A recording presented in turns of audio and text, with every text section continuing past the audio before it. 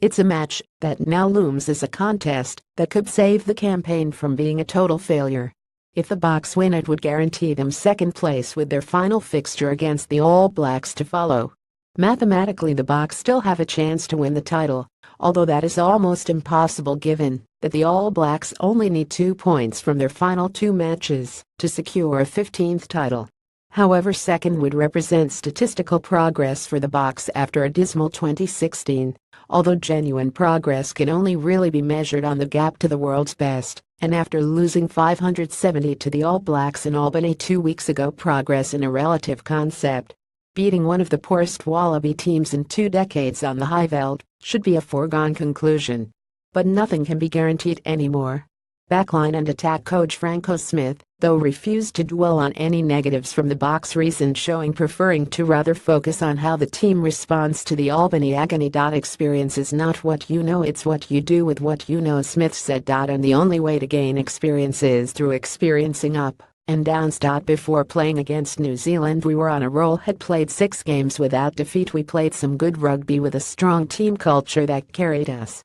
The culture hasn't changed, but under pressure with high expectations against New Zealand, it maybe got to some of the young players. A third of the team had never faced the haka before, and having faced it myself, it is quite intimidating.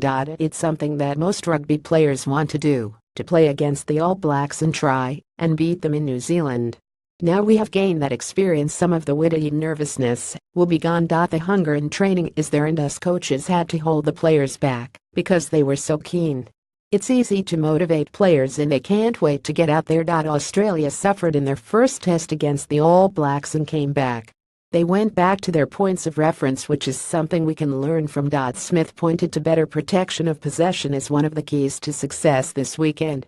He didn't dwell on the set piece, which crumbled against the All Blacks, but it's obvious that scrums and lineouts cannot be so poor again. I believe the next World Cup will be won by the team whose general attack is developed best, because 90% of the game consists of being able to play from anywhere, Smith said. We have been working hard to change that mindset, but it will take a little time.